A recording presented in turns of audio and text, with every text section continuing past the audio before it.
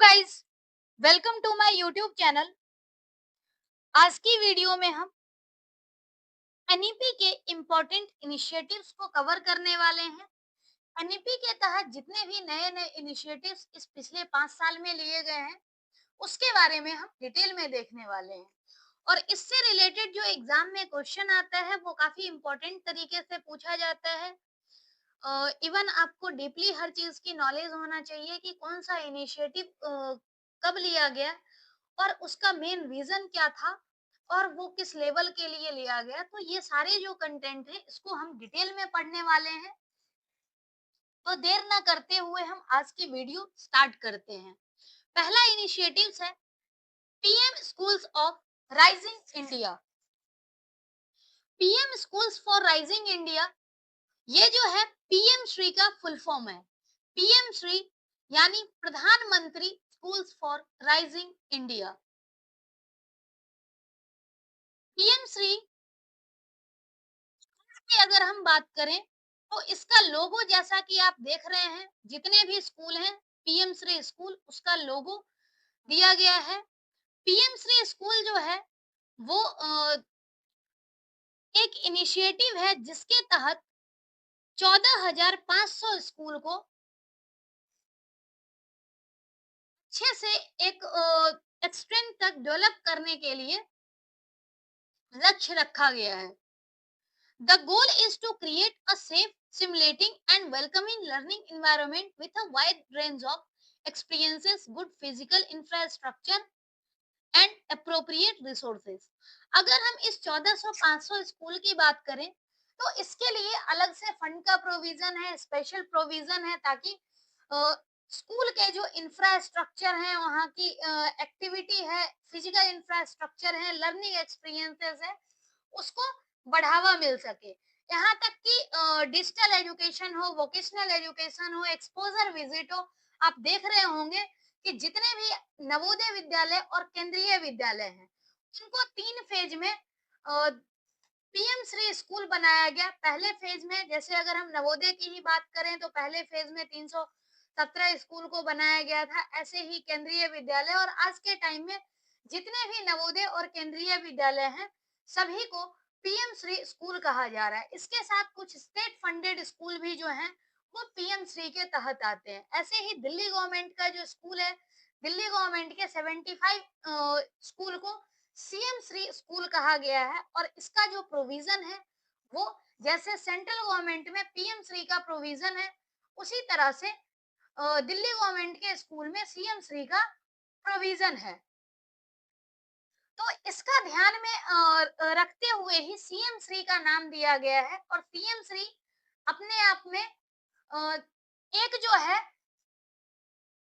Brand के रूप में डेवलप होगा आगे चल करके। अभी उसका पहला साल ही है, धीरे धीरे प्रोग्रेस हो रहा है। तो पीएम श्री और सीएम श्री दोनों के जो ऑब्जेक्टिव है वो सेम है।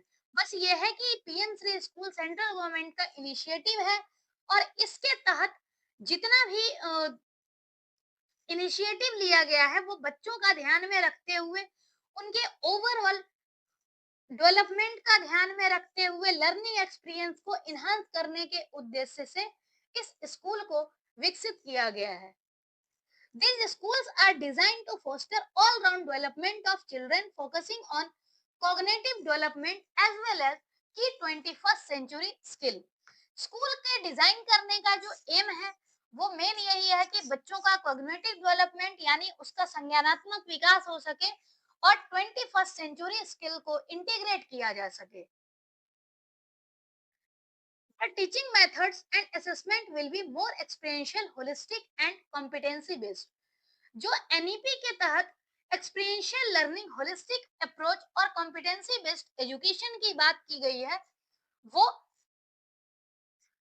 पायलट प्रोजेक्ट के तहत इसी पीएम श्री स्कूल में लागू किया गया है। Furthermore, this school will be developed as green schools incorporating eco-friendly feature like energy efficient system using solar panels, LED lighting, nutrition garden with natural farming, waste management, plastic free environment, water conservation, harvesting, study of tradition and practices related to environment protection and climate change related hackathon and awareness program to promote organic lifestyle. अगर हम इस school के बारे में बात करें, PM Shri school को, PM Shri school को एक हरित विद्यालय के रूप में विकसित करने का प्लान है, जिसमें solar panel, LED, energy efficient system implement करने का प्लान है। साथ ही जो न्यूट्रिशन गार्डन है, किचन गार्डन जिसको आप बोलते हैं, नेचुरल फार्मिंग के तहत इसको डेवलप करने का प्लान किया गया है। Waste management, plastic free environment, ऐसे ही एक जीवन शैली विकसित करने के लिए जो environment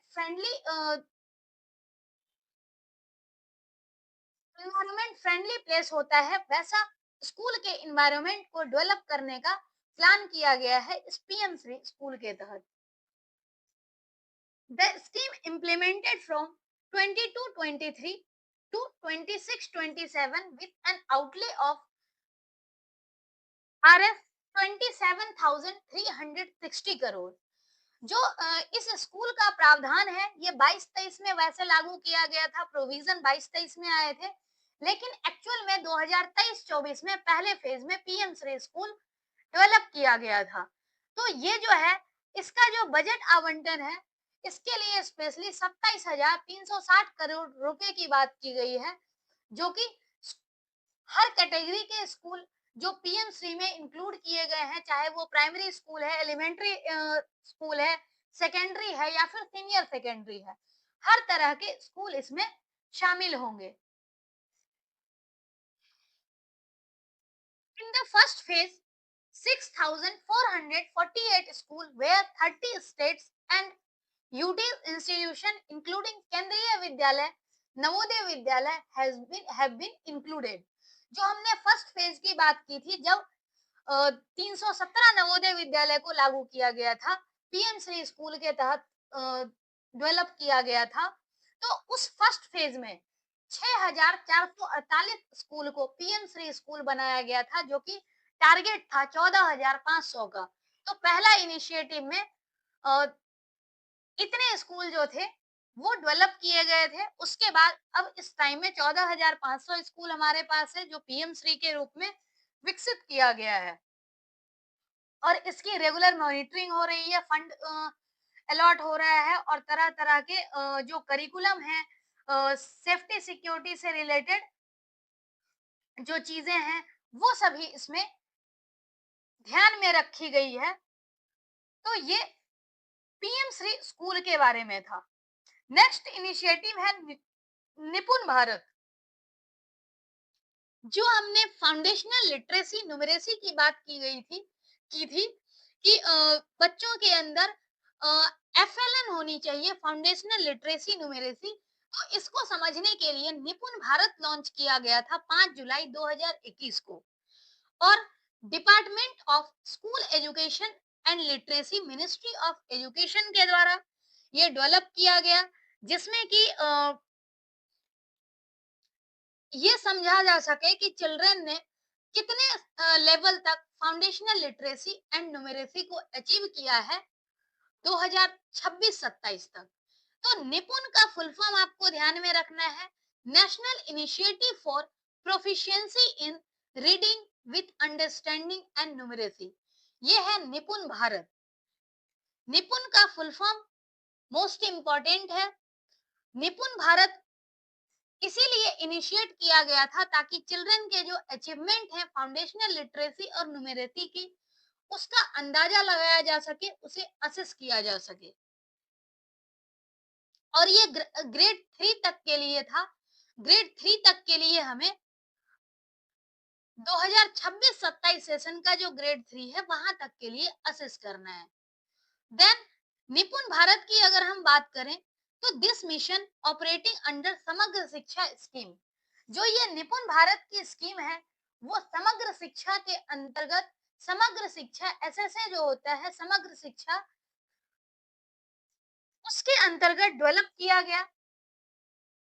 ensuring access to and retention of children in foundational years of schooling.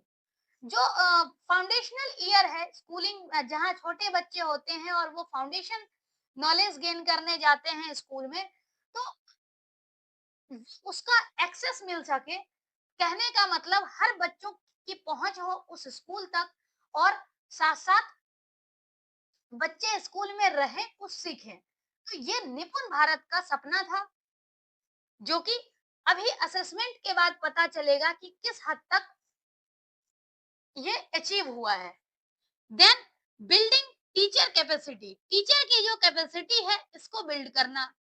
बच्चे को टीचर के द्वारा सिखाया जाएगा तो ऑब्वियस सी बात है कि उनकी भी कैपेसिटी बिल्ड होगी, और धीरे धीरे जब 100% एनईपी लागू किया जाएगा तो सभी टीचर जो है वो सक्षम होंगे। Then developing high quality and diverse learning material for student and teacher, teacher और स्टूडेंट दोनों के लिए ही high quality learning material develop करने का प्रावधान है।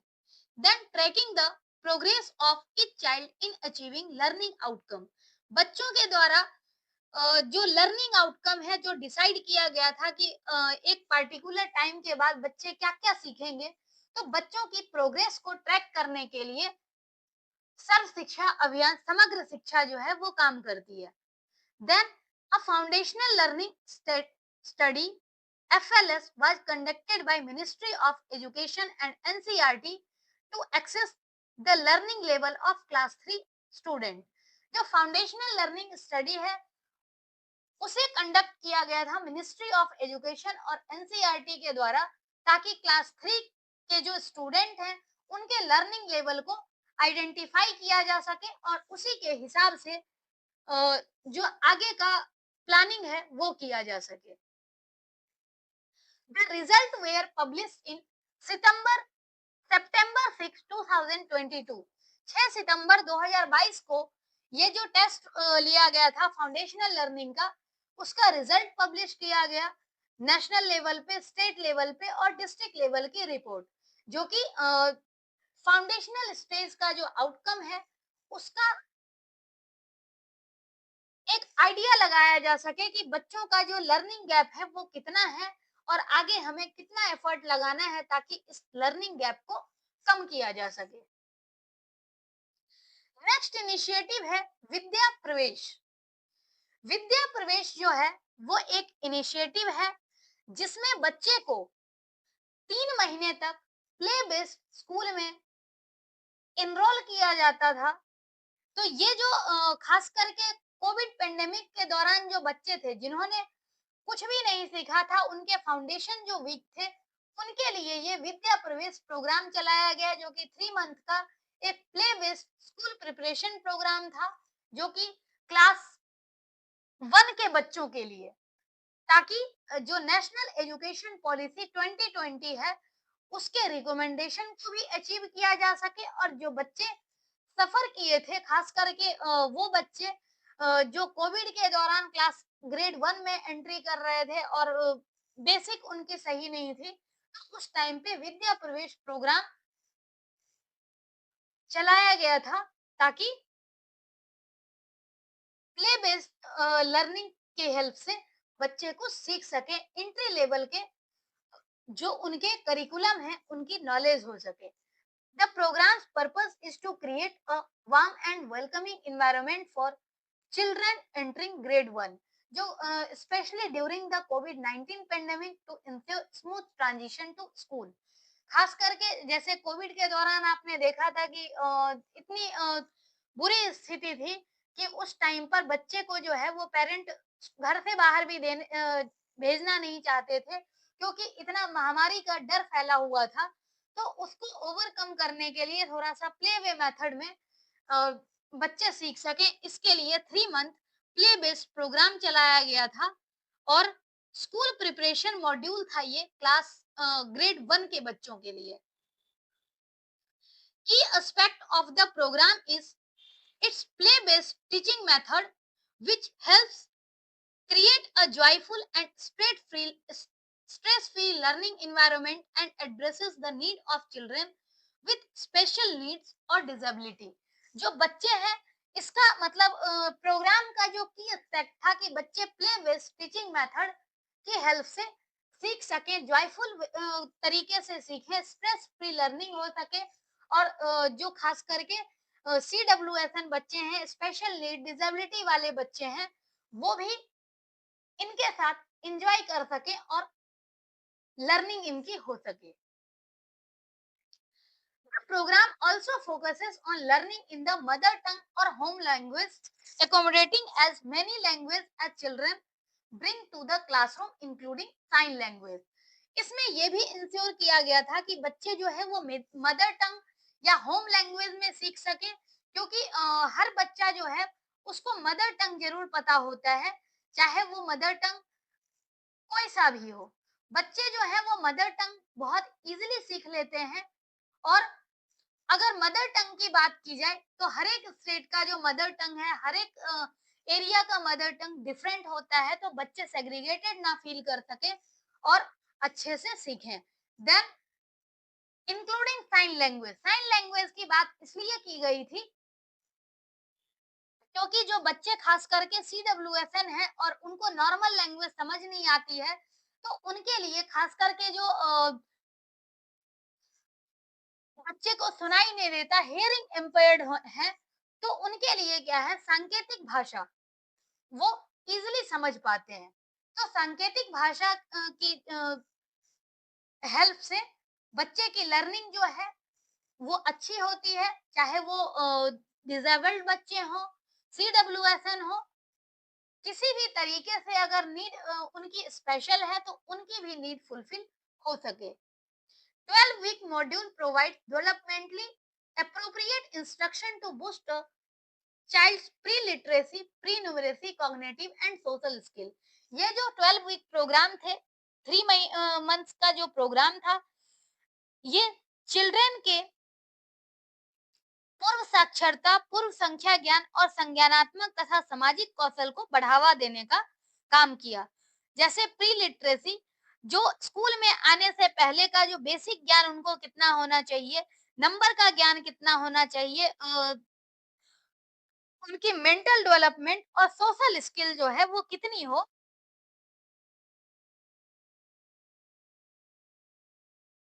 इसके बारे में भी एक गाइडलाइन प्रोवाइड करने का काम करता है ये विद्या प्रवेश programme.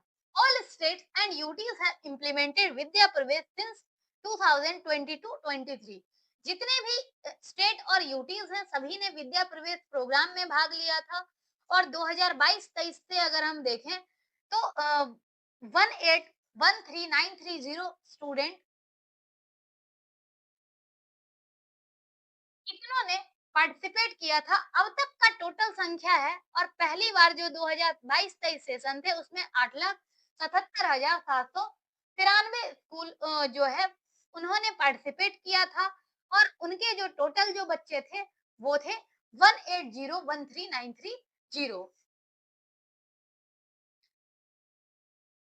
School readiness programme is defined by 3 dimension of pedagogy. जो ये स्कूल रेडीनेस प्रोग्राम था वो पेडागोजी के 3 डायमेंशन को डिफाइन किया गया था, जिसमें चाइल्ड रेडी है, स्कूल रेडी है और फैमिली रेडी है।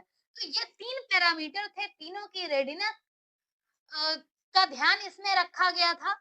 जैसे कि बच्चा रेडी है या नहीं सीखने के लिए, स्कूल बच्चे को इनरोल करने के लिए, सिखाने के लिए तैयार है या नहीं है, या फिर फैमिली बच्चे को स्कूल भेजने के लिए रेडी है या नहीं है। तो इसके लिए ये एक स्कूल रेडीनेस प्रोग्राम था जो कि 3 डायमेंशन ऑफ पेडागोजी पे डिपेंड था। The readiness workbook are health and wellbeing. Health and wellbeing workbook blue colour में थी, उसके बाद इफेक्टिव कम्युनिकेटर पिंक कलर में और इन्वॉल्व लर्नर ग्रीन कलर में। तो ये स्कूल रेडीनेस की जो बुक थी, 3 वर्कबुक इसमें शामिल थी। Health and wellbeing, effective communicator और इन्वॉल्व लर्नर, तीनों का अलग अलग कलर था। तो ये सभी जो हमने देखे हैं फैक्ट, वो विद्या प्रवेश प्रोग्राम का फैक्ट था। नेक्स्ट है NDEAR। NDEAR मतलब national digital education architecture. National digital education architecture blueprint जो है वो 19 जुलाई 2021 को लॉन्च किया गया and is envisioned as digital infrastructure for school education to facilitate the goal of NEP 2020। National digital education architecture जो है उसके द्वारा एक ब्लूप्रिंट तैयार किया गया था। मतलब जो ये ब्लूप्रिंट है उसका नाम है नेशनल डिजिटल एजुकेशन आर्किटेक्चर और इस ब्लूप्रिंट में ये डिफाइन किया गया था कि अकॉर्डिंग टू एनईपी जो डिजिटल एजुकेशन इंटीग्रेट करने की बात की गई है, डिजिटल इंफ्रास्ट्रक्चर की बात की गई है, उसमें कितनी रिक्वायरमेंट है और वो रिक्वायरमेंट का बजट क्या है, कब तक पूरा होगा, ये सारी चीजें नेशनल डिजिटल एजुकेशन इंफ्रास्ट्रक्चर या आर्किटेक्चर के ब्लूप्रिंट में डिफाइन किया गया था। This architecture enables a diverse ecosystem to deliver relevant and quality services. जो ये आर्किटेक्चर है वो मेनली डिजिटल इंफ्रास्ट्रक्चर पे ही काम कर रही थी कि वो कितना रिलेवेंट है, क्या क्वालिटी सर्विस देने में हेल्पफुल होगा और उसकी रिक्वायरमेंट कैसे पूरी होगी। की प्रोजेक्ट लिवरेजिंग एनडीएआर। जो एनडीईआर का जो प्रोजेक्ट है उसकी अगर हम बात करें तो एक जो आपने देखा होगा दीक्षा बहुत ज्यादा फेमस है। दीक्षा का फुल फॉर्म है digital infrastructure for knowledge sharing. ऐसे ही वी के एस के है विद्या समीक्षा केंद्र। सेंट्रल में भी ये बना हुआ है और हर एक स्टेट में भी विद्या समीक्षा केंद्र है और ऐसे ही डिफरेंट डिफरेंट रजिस्ट्रीज हैं वो स्टूडेंट टीचर और स्कूल के लिए है। तो ये सब जो इनिशिएटिव है वो एनडीईआर का ही इनिशिएटिव है जिसके तहत टीचर स्टूडेंट और स्कूल को डिजिटल लर्निंग प्रोवाइड की जा रही है, डिजिटल लर्निंग रिसोर्सेस दिया जा रहा है। नेशनल डिजिटल एजुकेशन आर्किटेक्चर, इसमें अगर हम देखें तो सबसे पहले है यूनिफाइंग नॉट यूनिफॉर्म। यूनिफॉर्म नहीं, यूनिफाइड है लेकिन यूनिफॉर्म नहीं है। यूनिफाइड और यूनिफॉर्म में क्या फर्क है? यूनिफॉर्म या यानी बिल्कुल सिमिलर, अगर फीचर भी होगा तो सब में सिमिलर फीचर होगा, ऐसा नहीं है। फीचर्स डिफरेंट है लेकिन कैटेगरी सेम है तो इसीलिए उसे हम यूनिफाइड कह रहे हैं। तो यूनिफाइंग है लेकिन यूनिफॉर्म नहीं है। देन इकोसिस्टम ड्राइवन, जैसा माहौल है उसके हिसाब से ये डिजिटल एजुकेशन चेंज हो जाता है। देन अनबंडल्ड एंड कंबाइनेबल, यानी जब चाहे तब हम अलग भी कर सकते हैं और जब चाहे हम कंबाइन भी कर सकते हैं। देन है फेडरेटेड बाय इंटरऑपरेबल, कहने का मतलब कि ये जो है ये सेग्रीगेटेड फॉर्म में भी है और एक दूसरे पर डिपेंडेंसी भी है। Then address open access, digital infrastructure की अगर हम बात करें तो एज सच अगर देखा जाए तो चाहे वो दीक्षा का कंटेंट हो या फिर कहीं डिजिटल जैसे एनसीईआरटी स्वयं प्रभा, ये सब जो है ये ओपन एक्सेस है, हर कोई इसे एक्सेस कर सकता है। देन लिवरेज इन्वेस्टमेंट, बहुत ज्यादा इन्वेस्टमेंट की भी जरूरत नहीं है, नॉर्मल इन्वेस्टमेंट है। इवन अगर जैसे देखें डीटीएच चैनल का यूज कर रहे हैं तो हमारे पास इक्विपमेंट होना चाहिए बार-बार हमें खरीदने के लिए और किसी अन्य तरह से इन्वेस्टमेंट की भी जरूरत नहीं होती है। देन है privacy security and trust by design.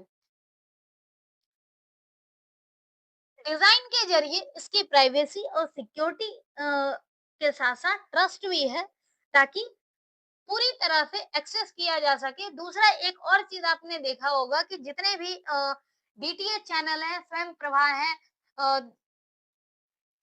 जो डिजिटल रिसोर्सेस हैं वो सब किसी ना किसी स्टैंडर्ड एजुकेशनिस्ट के द्वारा बनाया जा रहा है। ऐसा नहीं है कि किसी ने भी बना दिया, जिसको कुछ भी आता है वो बना दिया। उसका प्रॉपर जो है वो कंटेंट चेक होता है और साथ साथ जो एलिजिबल कैंडिडेट हैं, एलिजिबल पर्सन है, उनको ही मौका दिया जाता है। तो कहीं ना कहीं जो रिसोर्स है उस पर ट्रस्ट किया जा सकता है। साथ ही साथ इस तरीके से ऑर्गेनाइज्ड है, बहुत सारे लेवल पे स्क्रूटनी होती है, प्राइवेसी और सिक्योरिटी भी मेंटेन किया जाता है। Then provide choice by design, evolvable और address diversity, inclusion and special need. जैसे अगर हम चॉइस बाय डिजाइन की अगर हम बात करें तो अलग अलग रिसोर्सेस हमारे पास हैं, हमें जो सही लग रहा है, जिस तरीके से हम इंटरकनेक्ट हो रहे हैं, उसे हम यूज कर सकते हैं। इवॉल्वेबल का मतलब है कि एक टाइम के बाद जो है उसमें कुछ ना कुछ चेंजेस आएगा। अगर कुछ कमी अभी है तो ये कमी जो है वो धीरे धीरे दूर भी हो जाएगी। Then access diversity, inclusion and special need. चाहे वो डाइवर्स लर्नर हो या फिर किसी भी तरह के हो, स्पेशल नीड वाले हो, सभी लोग जो हैं वो उसे डिजिटल इंफ्रास्ट्रक्चर को, डिजिटल आर्किटेक्चर को एक्सेस कर सकते हैं। किसी के पहुंच से बाहर नहीं है, हर किसी के लिए बेनिफिशियल है। एनडीईआर building block support various solutions within school education system such as live classes, exemplar content link to energize textbook, digital courses, multi-channel chatbot, student attendance monitoring system and the Madhu application for teaching and learning। जैसे हम एनडीएआर की बात करें तो इसकी help से school education से related जितनी भी लाइव क्लास है, एग्जाम्पलर कंटेंट है, डिजिटल कोर्सेस है, रिसोर्सेस है, मल्टीपल चैनल चैटबॉट जो कि हमें सपोर्ट करता है, हेल्प करता है कंटेंट या फिर कोई भी डाउट क्लियर करने में, स्टूडेंट अटेंडेंस मॉनिटरिंग सिस्टम है, मधु एप्लीकेशन है टीचिंग और लर्निंग से related.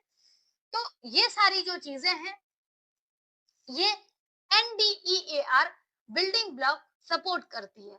Then NDEAR compliant Diksha as has been significant adoption with over 1500 micro courses, more than 5 billion learning sessions and over 12 billion QR code।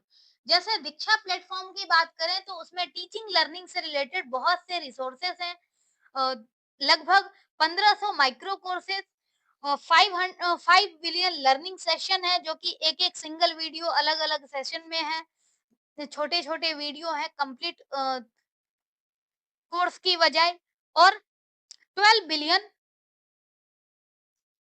QR code available है। It has more than 20,000 ecosystem participants and is one of the 4 digital public good identified by the government of India। अगर हम इसमें देखें तो 20,000 ecosystem participant, अलग अलग तरह के लोग इसमें पार्टिसिपेट करते हैं, और जो है अगर गवर्नमेंट ऑफ इंडिया की डिजिटल रिसोर्स की बात करें, पब्लिक गुड जो हर किसी के लिए अवेलेबल है, उसमें से 4 डिजिटल रिसोर्स जो है उसमें इम्पोर्टेंट माना जाता है दीक्षा को। दीक्षा का फुल फॉर्म होता है digital infrastructure for knowledge sharing. Next है इनिशिएटिव पीएम ई विद्या। पीएम ई विद्या लॉन्च किया गया था 17 मई 2020 में। शुरुआत में 12 चैनल शुरू किए गए थे एज पार्ट ऑफ आत्मनिर्भर भारत प्रोग्राम। आत्मनिर्भर भारत प्रोग्राम के तहत पीएम ई विद्या चैनल लॉन्च किया गया था, और ये कोविड के टाइम पर ही लॉन्च किया गया था 17 मई 2020 को, ताकि जो बच्चों की लर्निंग है वो लर्निंग अच्छे से हो सके, और digital online and on air education effort to provide multi mode access to education. जैसे उस टाइम में स्टडी बाधित हो रही थी, तो उसके लिए इनिशिएटिव लिया गया था, ताकि क्या है कि जो बच्चे हैं वो यूनिफाइड एक्सेस कर सकें, सारे कंटेंट को पढ़ सकें, और ये आत्मनिर्भर भारत प्रोग्राम के तहत लॉन्च किया गया था 17 मई 2020 को। पीएम ई विद्या स्कीम के तहत 100% फ्री ऑनलाइन क्लासेस अवेलेबल है क्लास 1 से लेकर के क्लास 12 के स्टूडेंट के लिए। इसमें जो इंक्लूड किया गया है ये है Diksha digital infrastructure for knowledge sharing, a one nation one digital platform for education. जो दीक्षा है उसको हम one nation one digital platform के नाम से भी जानते हैं। ये एग्जाम में एक दो बार आया हुआ भी है, तो इसका ध्यान में रखेंगे कि one nation one digital platform किसे कहा जाता है। तो दीक्षा पोर्टल है, दीक्षा ऐप है, जिसे one nation one digital platform के नाम से जाना जाता है, और ये स्टोर हाउस की तरह सर्व करता है। इस पे काफी सारे ई बुक्स और ई कंटेंट्स जो हैं वो अवेलेबल है। It has over 3.17 lakh e-content 3.17 lakh E content available है। 66,600 एनर्जाइज टेक्स्ट बुक लगभग 36 लैंग्वेज में अवेलेबल है, जो कि हर एक स्टेट का लैंग्वेज, 29 इंडियन लैंग्वेज और 7 फॉरेन लैंग्वेज में अवेलेबल है। तो आप इससे आइडिया लगा सकते हैं कि कितना ज्यादा कंटेंट अवेलेबल है। शुरुआत में 12 स्वयं प्रभा टीवी चैनल शुरू किया गया था, one class one TV channel initiative के तहत, और इस चैनल ने लगभग 7,000 प्रोग्राम जो है वो प्रोड्यूस किए। The channel is organised by chapter and topic on Diksha for asynchronous use. जैसे बाद में कभी यूज करना है, लॉन्ग टर्म तक यूज करना है, तो ये सभी जो कंटेंट है इसको दीक्षा प्लेटफॉर्म पर भी ऑर्गेनाइज किया गया था। शुरुआत में 12 स्वयं प्रभा टीवी चैनल विकसित किया गया था और अभी इस टाइम पर 200 है total. Radio community, radio broadcasting, mobile podcast, 4,000 से ज्यादा curriculum based radio programme class 11 और 1 टू 12 के लिए विकसित किए गए थे। 398 रेडियो स्टेशन पे including Gyanvani FM, community radio station and All India Radio, ये जितने भी आपको मेन मेन चैनल दिख रहे हैं, इस पे 4,000 से ज्यादा करिकुलम बेस्ड रेडियो प्रोग्राम चलाया गया था, जो कि क्लास 1 से लेकर के 12 तक के स्टूडेंट के लिए हेल्पफुल था। नेक्स्ट है content for children with special need. जो children with special need CWSN student है, उनके लिए 4200 Indian sign language based content develop किया गया था। जो बुक है उनको डेजी फॉर्मेट में and more than 3,860 audio book have been developed. जो CWSN है उनके लिए साइन लैंग्वेज में कंटेंट दिया गया था और साथ साथ ऑडियो बुक के फॉर्म में भी डेवलप किया गया था। इंक्लूसिव एजुकेशन का यही मतलब है कि जिसको जिस चीज की नीड है उसे वो प्रोवाइड करो।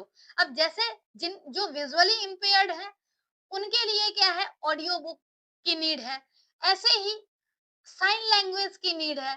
तो जो जिसको जिस चीज की जरूरत है उसके हिसाब से कंटेंट डेवलप किए गए।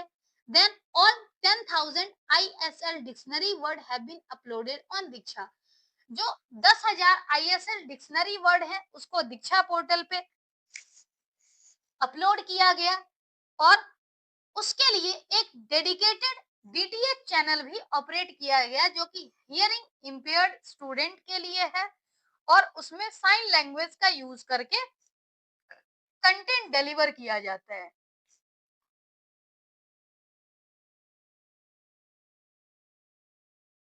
नेक्स्ट इनिशिएटिव है विद्यांजलि।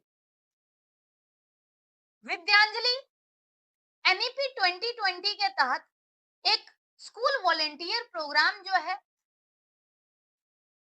वो विकसित किया गया और इसका जो मेन उद्देश्य है वो ये है कि जितने भी वॉलेंटियर्स हैं वो स्कूल से जुड़े रहें और उनको अदर देन करिकुलम कुछ स्किल सिखाएं, मोटिवेट करें। तो ये विद्यांजलि का मेन इनिशिएटिव है। विद्यांजलि के अंदर ये सारे प्रोविजंस हैं कि जो वॉलेंटियर है, वॉलेंटियर रिलेटेड प्रोग्राम है, वो आ करके और बच्चों को कुछ सिखा करके जाए। तो ये जो है ये department of school education and literacy के द्वारा एक विद्यांजलि पोर्टल डेवलप किया गया और विद्यांजलि पोर्टल के जरिए सारा चीज हैंडल किया जाता है। स्कूल भी विद्यांजलि पोर्टल पर रजिस्टर्ड होते हैं और जितने भी विद्यांजलि के वॉलेंटियर हैं वो भी पोर्टल पे रजिस्टर्ड हैं। अगर आप उनसे कांटेक्ट करेंगे, रजिस्टर्ड है, तो जो भी आपके लोकेलिटी के होंगे आप एक रिक्वेस्ट जनरेट करेंगे और उसके बाद क्या है कि अगर वॉलंटियर जो है आसपास का है, अगर इंटरेस्टेड है, तो वो आपसे कांटेक्ट करके और फिर स्कूल में सर्विस देगा और ये पूरी सर्विस जो होती है वो फ्री ऑफ कॉस्ट होती है। This portal allows community members and volunteers to directly interact and connect with schools of their choice to share knowledge and skills or contribute asset material और equipment. अगर जैसे हम वॉलेंटियर की बात करें तो डायरेक्टली जैसे क्या है कि आपके स्कूल को कांटेक्ट करेंगे, चाहे वो नॉलेज और स्किल शेयर करें या फिर कुछ असेट मटेरियल और इक्विपमेंट कंट्रीब्यूट करें. Upon a volunteer expression of interest, school authority assess their suitability. जो volunteers के expression of interest है उसके हिसाब से स्कूल अथॉरिटी जो है वो कांटेक्ट करता है, सुटेबिलिटी के हिसाब से इंश्योर करेगा.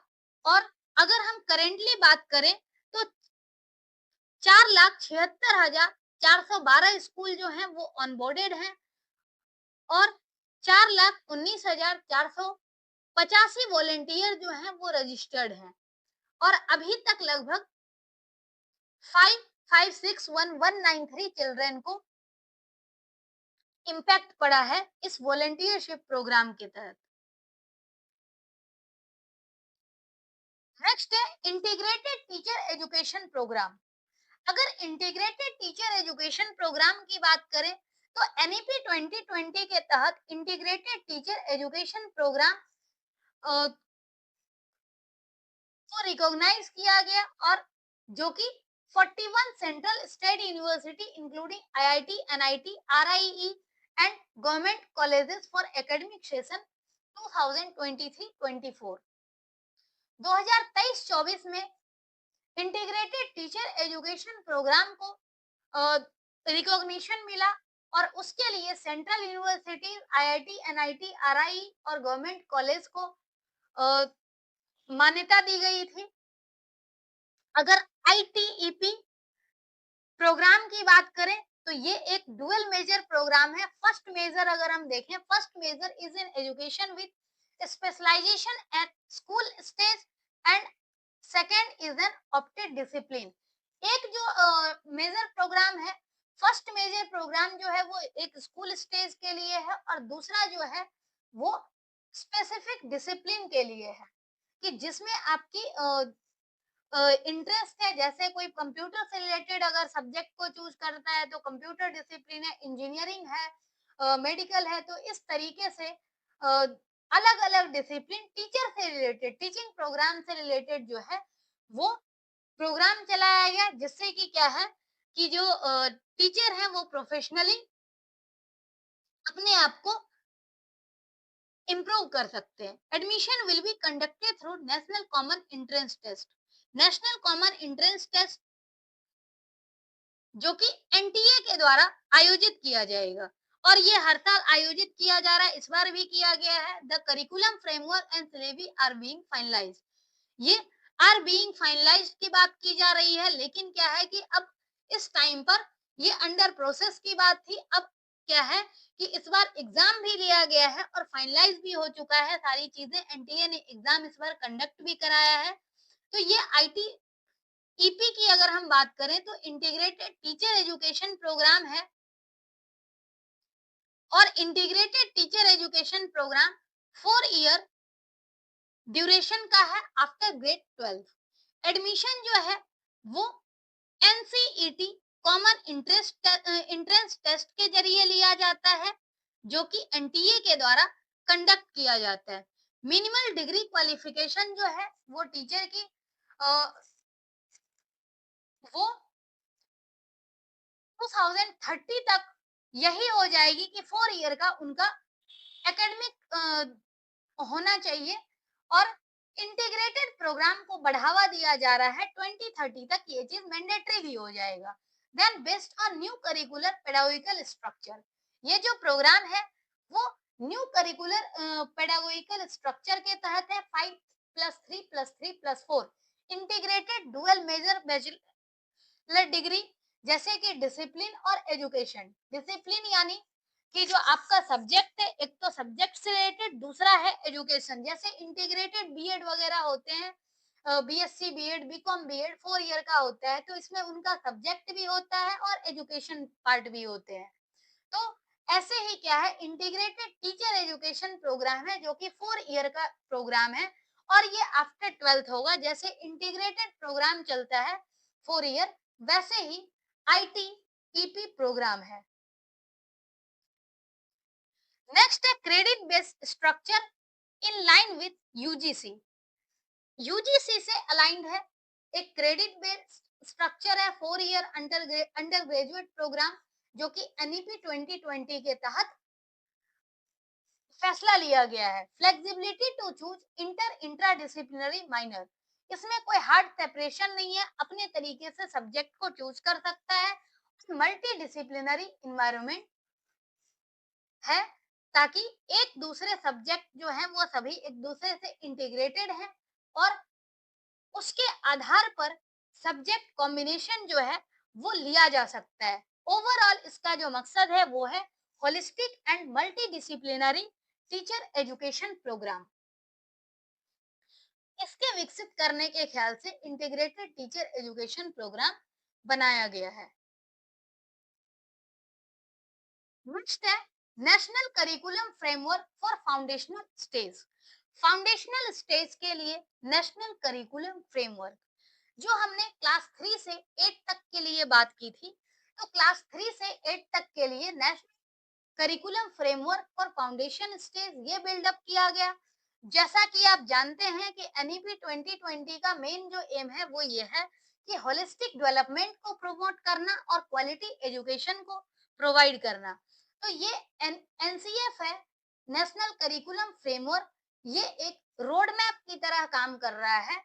और एनसीएफ-एफएस यानी national curriculum framework for foundational stage, ये 20 अक्टूबर 2022 को लॉन्च किया गया और ये जो फ्रेमवर्क है ये first ever integrated curriculum framework था फॉर चिल्ड्रन एज 3 to 8, मतलब 3 साल से 8 साल तक के बच्चों के लिए पहली बार कोई फ्रेमवर्क बिल्ड हुआ है। ऐसे तो वो 6 साल से ही स्टार्ट होता था आरटीई के तहत, अ, लेकिन क्या है कि पहली बार जब करिकुलम स्ट्रक्चर चेंज हुआ है तो 3 साल से के बच्चों के लिए भी एक फ्रेमवर्क रेडी किया गया। It is a direct result of 5+3+3+4 curricular and pedagogical structure from NEP 2020। अगर एनईपी 2020 की बात करें तो ये इसका 4 ईयर जो स्ट्रक्चर है उसका डायरेक्ट इफेक्ट है और चूंकि इसी के तहत एनईपी 2020 के तहत ही जो फाउंडेशनल स्टेज है बच्चों का 3 से 8 साल तक, 6 साल से पहले का जो है वो बच्चों का कुछ भी फिक्स नहीं था कि बच्चे कहाँ पढ़ेंगे, कैसे पढ़ेंगे, तो ये 5+3+3+4 स्ट्रक्चर में ही डिफाइन किया गया है। और इस फ्रेमवर्क को ध्यान में रखते हुए जादुई पिटारा लॉन्च किया गया था फरवरी 2023 में, जो कि एक प्ले बेस्ड लर्निंग और टीचिंग मटेरियल है जो कि क्लास 3 से लेकर के 8 तक के बच्चों के लिए बनाया गया है। ई जादुई पिटारा, जादुई पिटारा प्ले बेस्ड लर्निंग है और ये आजकल डिजिटल फॉर्म में अवेलेबल भी है, तो इसे ई जादुई पिटारा भी हम कहते हैं, जिसका जो लॉन्च किया गया था 20 फरवरी 2023 को। नेक्स्ट है national assessment centre. National assessment centre परख, परख परख का फुल फॉर्म है performance assessment review and analysis for knowledge for holistic development. जो एनईपी के तहत होलिस्टिक डेवलपमेंट की बात की गई है कि बच्चों के होलिस्टिक डेवलपमेंट पे हमें काम करना है, तो जब होलिस्टिक डेवलपमेंट के ऊपर काम होगा तो उसकी असेसमेंट भी तो होलिस्टिक रूप में ही होनी चाहिए। तो असेसमेंट के लिए एक नेशनल असेसमेंट सेंटर बनाया गया है जिसका नाम है परख और ये 8 फरवरी 2023 को स्टैब्लिश कर दिया गया as an independent unit within NCERT. NCERT के अंदर जो परख है वो एक इंडिपेंडेंट यूनिट के रूप में काम कर रहा है, एक स्टैंडर्ड सेटिंग बॉडी है under ministry of education. Ministry of education शिक्षा मंत्रालय के अंदर एक स्टैंडर्ड सेटिंग बॉडी है जो कि असेसमेंट के स्टैंडर्ड को सेट करता है। परख का फुल फॉर्म दिया गया है पी से performance, A for assessment, R for review, A for analysis of, K for knowledge और for H for holistic development। तो परख का फुल फॉर्म एग्जाम के पॉइंट ऑफ व्यू से इम्पोर्टेंट है। साथ साथ आपको ये भी पता होना चाहिए कि कब लॉन्च किया गया, क्या मकसद है, ये सारी डिटेल इम्पोर्टेंट है। It is tasked with setting norms, standard and guideline for student assessment। जो परख है वो एक नॉर्म सेट करता है, स्टैंडर्ड सेट करता है और स्टूडेंट के जो असेसमेंट है उसके लिए एक गाइडलाइन सेट करता है। इन मई 2023 the first national consultative meeting on school assessment and examination practices and equivalence of board across India was held. पहली मीटिंग जो है वो मई 2023 में हुई और इसमें असेसमेंट से रिलेटेड एग्जामिनेशन प्रैक्टिसेस कैसे होने चाहिए उसके द्वारा उससे रिलेटेड मीटिंग की गई थी। रीजनल वर्कशॉप, परख से रिलेटेड जो है वो रीजनल वर्कशॉप भी कंडक्ट करवाए जा रहे हैं। Regional workshop also been initiated for school education board on this topic with 20 board from northern, western and eastern region participating। जो 20 बोर्ड हैं रीजनल वर्कशॉप के, वो 20 बोर्ड ने भाग लिया ताकि किस तरह से हम परख को इम्प्लीमेंट कर सकते हैं। National level meeting was held with state education secretary. जो स्टेट के सेक्रेटरी हैं, स्टेट एजुकेशन सेक्रेटरी, उनके द्वारा नेशनल लेवल मीटिंग उन्होंने अटेंड किया और स्टेट एजुकेशन अचीवमेंट सर्वे 2023 कैसे कंडक्ट करना है उसके लिए भी एक गाइडलाइन सेट किया गया। जो आप सफल वगैरह देखते हैं वो सब इसी का इम्पैक्ट है। 3, 5, 8 और 10 और नवंबर 3, 2023।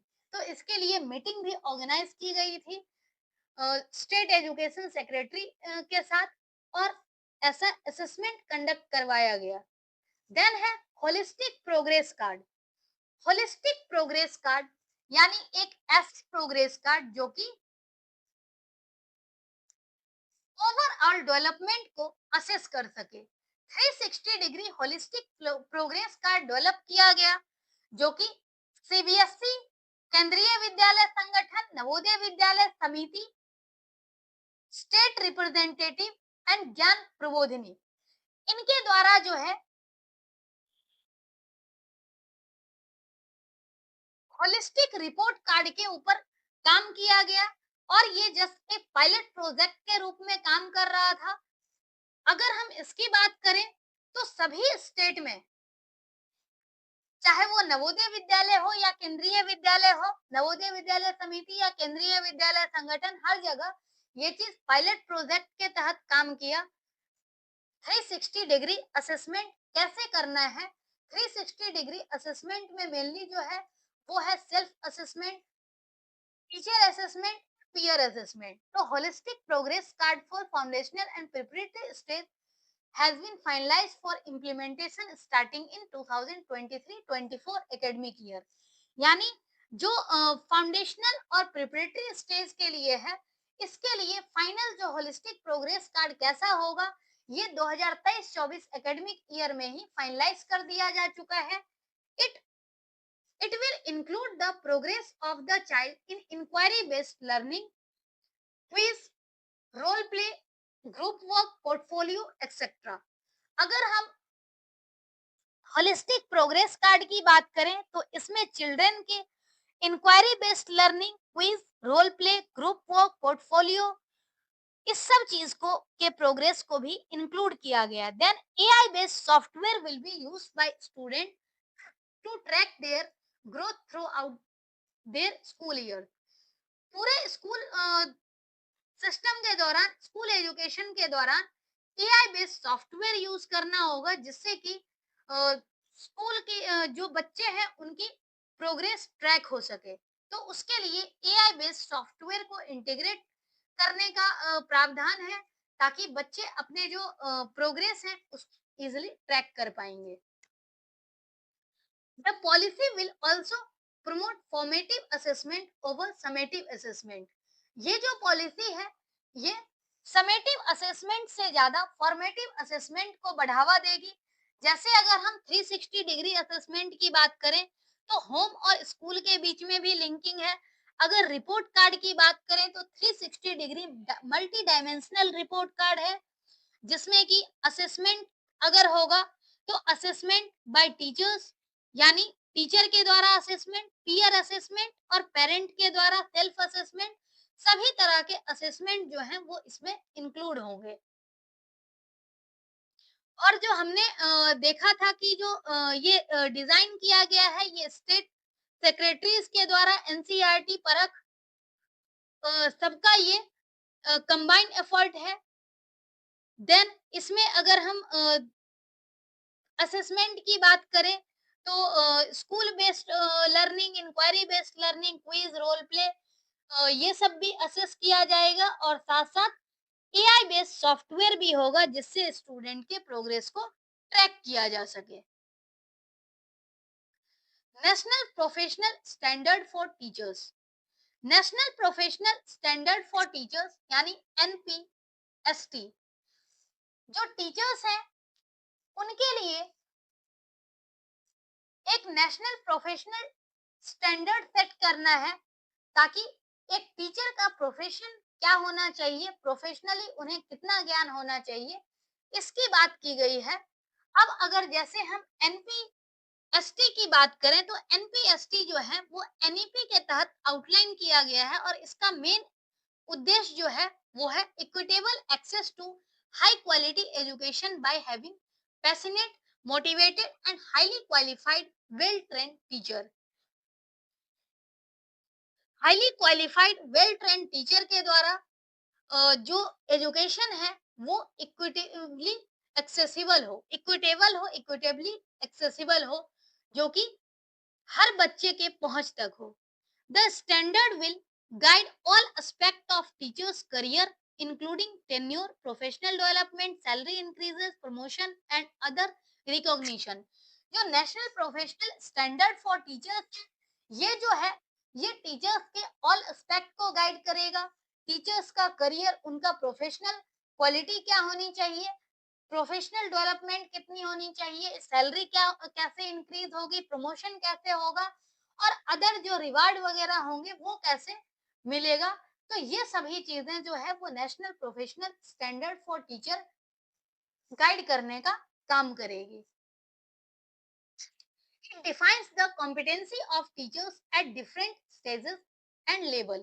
डिफरेंट स्टेज पे टीचर की क्या कॉम्पिटेंसीज होगी, किस लेवल पे टीचर को क्या आना चाहिए, वो सभी चीजें एनपीएसटी में ही डिफाइन किया जाएगा।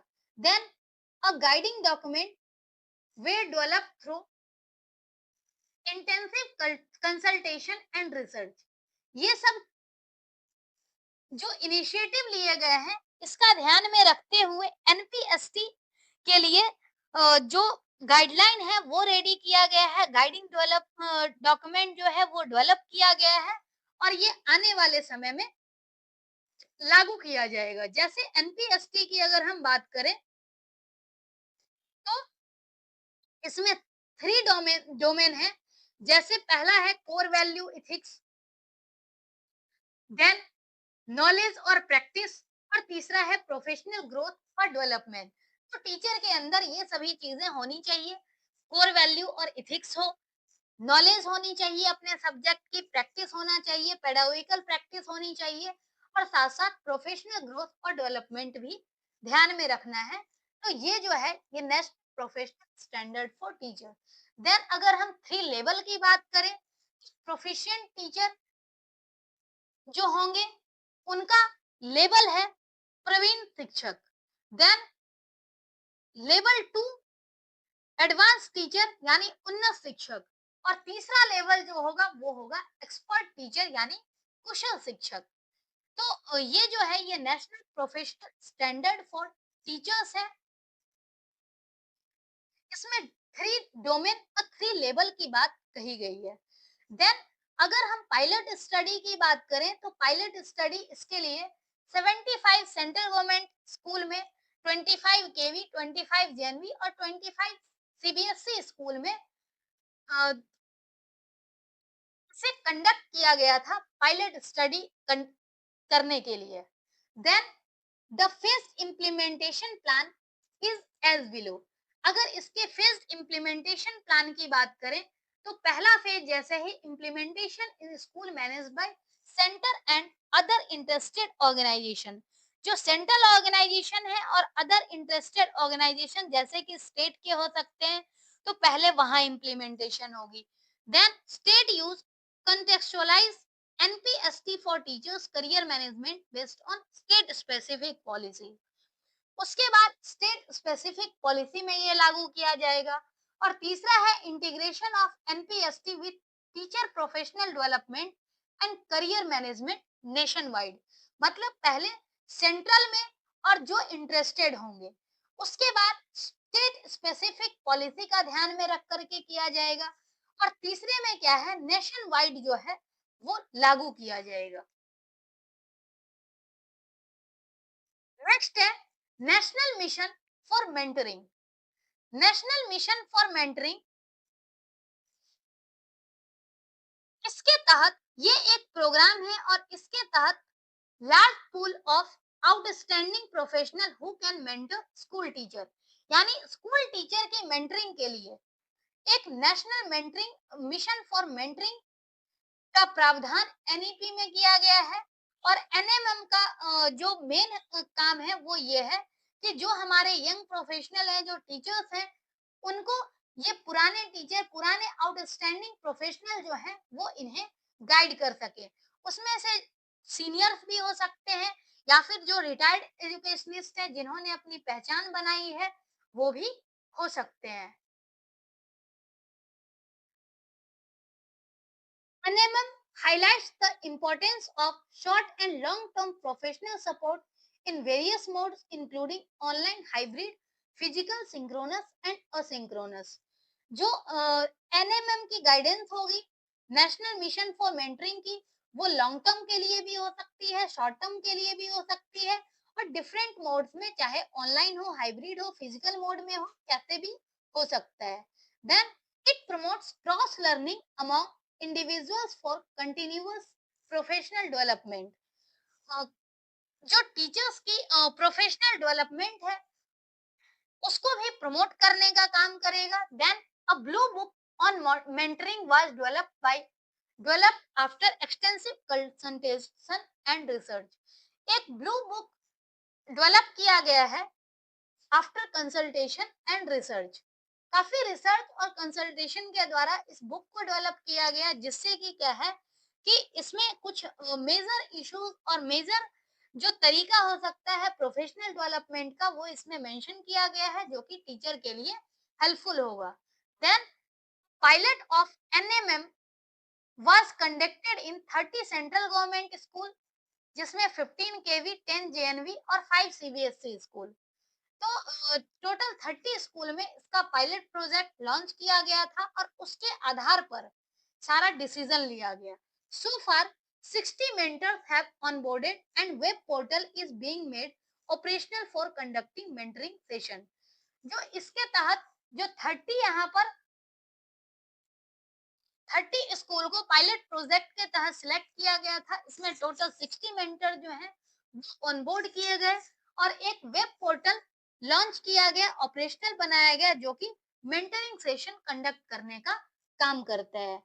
जैसे इसमें अगर हम देखें 12 area of mentoring NMM pilot, जैसे इसके 12 एरिया की अगर हम बात करें, जैसे 21st सेंचुरी स्किल बिल्डअप करना, इंटरपर्सनल स्किल और community engagement, classroom management, instructional leadership skill, professionalism and ethics, digital education, art integrated pedagogy, teacher mental health management, holistic assessment, action research project, inclusive education, socio economic, emotional learning. तो ये 12 area जो हैं इसके तहत teacher को mentorship देने का प्रावधान यहाँ पर नेशनल मिशन फॉर मेंटरिंग में किया गया है। अभी ये पायलट प्रोजेक्ट के रूप में चल रहा है, धीरे धीरे ये ऑल इंडिया लेवल पर लागू हो जाएगा। नेक्स्ट है उल्लास, नव भारत साक्षरता कार्यक्रम। मिशन उल्लास के नाम से भी इसे हम जानते हैं। न्यू इंडिया लिटरेसी प्रोग्राम और उल्लास, न्यू इंडिया लिटरेसी प्रोग्राम है और उल्लास का फुल फॉर्म है understanding of life long learning for all in society. इसमें क्या है कि जो नॉन एजुकेटेड हैं और जिनका एज जो है वो 15 इयर्स या उससे ज्यादा है और जो साक्षर नहीं है, जो पढ़ नहीं रहे हैं, तो उसके लिए क्या है, एक मिशन उल्लास लॉन्च किया गया है, जिसके तहत इन 15 साल या 15 साल से ज्यादा वाले लोगों को साक्षर बनाया जाएगा। It was approved by government of India with an financial outlay of 1037.90 crore for implementation from financial year 2022-23 to 2026-27। जो ये प्रोग्राम है मिशन उल्लास का, ये टारगेट लिया गया है कि 2022-23 सेशन से लेकर के 2026-27 तक इसके लिए लगभग 1037.90 करोड़ का एक बजट अप्रूव किया गया है, फाइनेंशियल अप्रूवल दिया गया है, जिससे कि मिशन उल्लास प्रोग्राम को सफलतापूर्वक चलाया जा सके। और ये जो स्कीम है, जो 15 साल या उससे ज्यादा के जो नॉन एजुकेटेड पीपल हों उनको पढ़ाने की बात जो की जा रही है, ये हाइब्रिड मोड में है, ऑनलाइन और ऑफलाइन दोनों ही मोड में है, through volunteerism. Volunteers will include students from around 7 lakh school.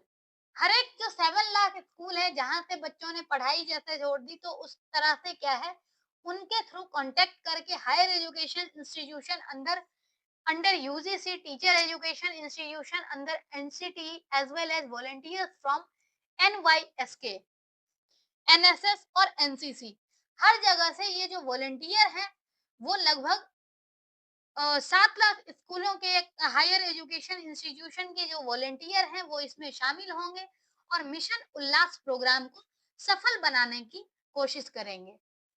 इसके लिए जो डेडलाइन दी गई है वो 2026-27 तक का सेशन निर्धारित किया गया है। नेक्स्ट है ई जादुई पिटारा। ई जादुई पिटारा, पहले जादुई पिटारा लॉन्च किया गया था, उसके बाद ई जादुई पिटारा। जादुई पिटारा और ई जादुई पिटारा दोनों बिल्कुल सिमिलर है, सिर्फ फर्क यह है कि जो जादुई पिटारा है वो ऑफलाइन मोड में था, उसमें सारी चीजें जो थी वो ऑफलाइन मोड में थी, उसमें बहुत सारे रिसोर्सेज थे, प्लेइंग रिसोर्सेज थे, लर्निंग रिसोर्सेज थे। इसमें जो भी चीजें हैं वो ऑनलाइन मोड में है, यानी ये एक डिजिटल इनिशिएटिव है। ई जादुई पिटारा 10 फरवरी 2024 को लॉन्च किया गया। ई जादुई पिटारा एक डिजिटल इनिशिएटिव है जो कि एआई पावर्ड है और प्ले बेस्ड लर्निंग को बढ़ावा देता है, ये भी फाउंडेशनल स्टेज के बच्चों के लिए है। जादुई पिटारा में सभी जो इक्विपमेंट और रिसोर्सेस हैं वो ऑफलाइन मोड में है और ई जादुई पिटारा में सारी चीजें डिजिटल मोड में है, एआई पावर्ड है। आप फिगर में भी देख रहे होंगे बहुत सारे खिलौने दिखाए गए हैं, तो ये सब चीज जो है ये डिजिटल मोड में है और बच्चे उसको एक्सेस करेंगे और कुछ सीखेंगे। It builds upon physical Jadui Pitara toolkit and takes it into digital realm with multilingual and interactive and immersive content. जो फिजिकल जादुई पिटारा है, फिजिकल जादुई पिटारा के आधार पर ही ई जादुई पिटारा भी विकसित किया गया है और इसमें भी मल्टीलिंगुअल कंटेंट है, इंटरेक्टिव है और इमर्सिव कंटेंट है। मोबाइल एप्लीकेशन और वेबसाइट दोनों ही फॉर्म में अवेलेबल है। जो जादुई पिटारा है, जादुई पिटारा में 1000 story, songs, puzzle, riddle and games in multiple Indian language, लगभग 1000 से ज्यादा रिसोर्सेस हैं और मल्टीपल इंडियन लैंग्वेज में अवेलेबल हैं। With child led interface app is design to foster early literacy, numeracy, emotional development and creativity. इसका जो ई जादुई पिटारा है, इसका जो इंटरफेस है वो इस तरीके से डेवलप किया गया है कि बच्चे इजिली उसे सीख सकें, उनकी लिटरेसी जो है, foundational numeracy, literacy, emotional development और क्रिएटिविटी जल्दी बिल्डअप हो सके। The app includes AI boat like कथा सखी। ये जो जादुई पिटारा है, इसमें एक एआई बोट काम करता है जिसका नाम है कथा सखी, स्टोरी टेलिंग कंपेनियन है। एक है टीचर तारा जो कि एजुकेटर गाइड के रूप में है, और एक है पेरेंट तारा जो कि सपोर्ट सिस्टम है पेरेंट का। मतलब इसमें 3 एआई बोट काम करते हैं, एक है कथा सखी, एक है टीचर तारा जो कि एजुकेटर के लिए गाइड है, और एक है पेरेंट तारा जो कि पेरेंट के सपोर्ट सिस्टम में है। तो ये तीनों एआई बोट आपको पता होना चाहिए कि कौन कौन सा एआई बोट है और क्या काम, क्योंकि 10 नंबर का आ रहा है तो आपको डीपली सारी चीजें पता होनी चाहिए। नेक्स्ट है national curriculum framework for school education. अगर हम नेशनल करिकुलम फ्रेमवर्क की बात करें स्कूल एजुकेशन की, तो ये जो national curriculum framework for school education 2023 में बिल्डअप किया गया along with the NCFFS। ये फाउंडेशनल स्टेज के लिए, मतलब NCFFS जो है वो 2022 में फाउंडेशनल स्टेज के लिए बनाया गया, और जो 2023 में बनाया गया वो स्कूल एजुकेशन के लिए। तो ये दोनों मिला करके अगर हम देखें तो ये स्कूल एजुकेशन के लिए सफिशिएंट है, और जो ओल्ड मॉडल था एनसीएफ 10+2 लेवल का, उसको रिप्लेस कर दिया गया है। Next text book like Mridang, English, Sarangi, Hindi and joyful mathematics are rooted in Indian cultural and environmental context. जैसे टेक्स्ट बुक का नाम वगैरह चेंज हो गया है, तो टेक्स्ट बुक का नाम आपने देखा होगा कि जो इस टाइम में डिफरेंट डिफरेंट नेम जो है वो आए हुए हैं। तो ये जो है ये कहीं ना कहीं नेशनल करिकुलर फ्रेमवर्क में मेंशन किया गया था कि नेम थोड़ा क्रिएटिव होना चाहिए, ताकि बच्चे जो है उसमें इंगेज हो सके, इंटरफेस जो है वो भी इंगेजिंग बनाया गया, जिससे कि जो बच्चे हैं वो कल्चरली इन्वायरमेंटली कनेक्ट हो सके। NCFSC advocate for toy based pedagogy. जो एनसीएफएससी है वो ट्वाई बेस्ड पेडागोजी को सपोर्ट करता है, interdisciplinary content, multilingual classroom and resources translated into 22 scheduled Indian language. जो एनसीएफएससी जो है वो toy based pedagogy, interdisciplinary content and multilingual classroom with multiple kind of resources available है, और ये 22 इंडियन लैंग्वेज में अवेलेबल है। A new subject, the world around us, for grade 3 to 5 introduces science and social studies in integrated experiential format। जो हमने Hindi English वगैरह के बारे में पढ़ा था, मृदंग इंग्लिश के लिए, सारंगी हिंदी के लिए और जॉयफुल मैथमेटिक्स मैथ के लिए, ऐसे ही साइंस और सोशल साइंस जो ईवीएस था, तो ऐसे क्या है, साइंस और सोशल साइंस इंटीग्रेटेड फॉर्म में दिया गया है, और इसका नाम है द वर्ल्ड अराउंड अस, जो कि क्लास 3 से लेकर के क्लास 5 तक के लिए है, और ये इंटीग्रेटेड और एक्सपीरियंशियल लर्निंग फॉर्मेट के रूप में दिया गया है। NCF also recommend vocational exposure for from grade 3 onward. Grade 3 onward के लिए वोकेशनल एक्सपोजर देना है, और ग्रेड 6 ऑनवर्ड जो है वो वोकेशनल एजुकेशन एज सब्जेक्ट देना है, ताकि बच्चे जो है वो कुछ ना कुछ स्किल को सीख सके। नेक्स्ट है national credit framework. National Credit Framework, the UGC has notified the National Credit Framework to align education with regular curriculum। जो यूजीसी है उसने स्किल एजुकेशन के जो करिकुलम है उसको रेगुलर करिकुलम के साथ इंटीग्रेट करने के लिए ये इनिशिएटिव लिया है, CBSE has notified standard operating procedure for implementing operationalisation of NCRF for class 9 to 12। जो सीबीएसई है, सीबीएसई के द्वारा एक स्टैंडर्ड ऑपरेटिंग प्रोसीजर एसओपी लागू की गई है कि कैसे 9 टू 12 में हम नेशनल क्रेडिट फ्रेमवर्क को लागू कर सकते हैं। जैसे नेशनल क्रेडिट फ्रेमवर्क की अगर हम बात करें तो जैसे स्टूडेंट के रेस्पेक्ट में अगर है तो multi disciplinary and holistic education, credit system और एक्सपेंडेड लर्निंग स्कोप। ऐसे ही अगर गवर्नमेंट के रेस्पेक्ट में बात करें तो उसके लिए जो लागू किया गया है उसका मेन मकसद है increase student enrollment and skill development. ऐसे ही अगर हम इंस्टीट्यूशन की बात करें तो collaboration and uniform credit mechanism, साथ साथ focus on research and innovation. Industry के सेक्टर में अगर नेशनल क्रेडिट फ्रेमवर्क अगर होगा तो उसका मकसद है employability and macro credentials, industry align curriculum and recognition of prior learning. तो अलग अलग फील्ड में जो है नेशनल क्रेडिट फ्रेमवर्क का अलग अलग वर्क है और ये सीबीएसई के द्वारा स्टैंडर्ड ऑपरेटिंग प्रोसीजर इसके लिए लागू किया गया है। देन है राष्ट्रीय विद्या समीक्षा केंद्र।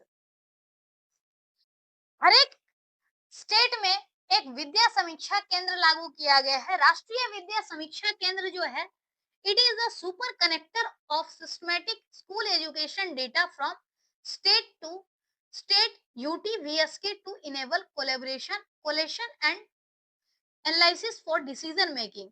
जैसे क्या है, जो आप जानते हैं कि एजुकेशन समवर्ती सूची में आता है, कंकरेंट लिस्ट, जिसमें अधिकार राज्य का भी है और केंद्र का भी है। लेकिन ऐसा नहीं हो सकता है कि स्टेट अपने तरीके से चलाए और सेंटर जो है वो अपने तरीके से चलाए। दोनों के बीच में एक सामंजस्य स्थापित होना चाहिए। तो इस दोनों को इंटीग्रेट करने के लिए, सामंजस्य स्थापित करने के लिए एक विद्या समीक्षा केंद्र लागू किया गया और चूंकि नेशनल लेवल पर है तो राष्ट्रीय विद्या समीक्षा केंद्र, और इसका जो रिप्रेजेंटेटिव है वो सभी स्टेट में है। यानी जो स्टेट में है वो राज्य विद्या समीक्षा केंद्र है, स्टेट विद्या समीक्षा केंद्र, और नेशनल लेवल पे राष्ट्रीय विद्या समीक्षा केंद्र। तो ये राष्ट्रीय विद्या समीक्षा केंद्र है वो स्टेट के विद्या समीक्षा केंद्र से कोऑर्डिनेट करेंगे और जो भी डिसीजन मेकिंग होगा एजुकेशन से रिलेटेड होगा उस पे ये काम करेंगे। It's objective is to provide real time data on key performance indicator. जो की परफॉर्मेंस इंडिकेटर है यानी एजुकेशन सिस्टम की अगर हम बात करें तो हर टाइम पर जो रिफॉर्म्स होना है और किस तरीके से प्रोग्रेस चल रहा है, ये सब चीज से रिलेटेड जो एनालिसिस करनी है, डिसीजन मेकिंग, डिसीजन लेना है, तो उसके लिए जो है की परफॉर्मेंस इंडिकेटर के रूप में रियल डेटा टाइमली मिल सके एजुकेशन सिस्टम के बारे में। तो इसका जो मेन मकसद है राष्ट्रीय विद्या समीक्षा केंद्र का वो यही है कि स्टेट के विद्या समीक्षा केंद्र के साथ एक सामंजस्य स्थापित करें और उसके साथ साथ डिसीजन मेकिंग में फिर हेल्प मिल सके। देन है PM Poshan. PM Poshan provide hot cook meal to children studying in government and government aided school to improve their nutrition status and encourage regular school attendance. PM पोषण अभियान, अपने जैसे मिड डे मील का नाम सुना होगा तो इसी को रिफॉर्म किया गया है, रीनेम कर दिया गया और इसका नाम है नेशनल स्कीम फॉर पीएम पोषण। इसका मुख्य उद्देश्य जो है ये हॉट कुक्ड मील, यानी जो सेम डे उसी टाइम पर बन करके और उसके बाद बच्चों को सर्व किया जाता है। पीएम पोषण के तहत जो गवर्नमेंट और गवर्नमेंट एडेड स्कूल हैं उनके न्यूट्रिशन स्टेटस और स्कूल के अटेंडेंस को इंश्योर करने के लिए, इम्प्रूव करने के लिए ये स्कीम को अपनाया गया है। पीएम पोषण शक्ति निर्माण, पीएम पोषण, इसके तहत क्या है, पहला जो national scheme mid day meal था उसको रीनेम किया गया। देन 11.80 11.80 करोड़ चिल्ड्रन जो हैं वो लगभग 11.20 लाख स्कूल में कवर हो रहे हैं और उनका मिड डे मील का जो प्रावधान है वो इस योजना के तहत किया गया है। टैगलाइन है इंश्योरिंग न्यूट्रिशन इंकरेजिंग एजुकेशन।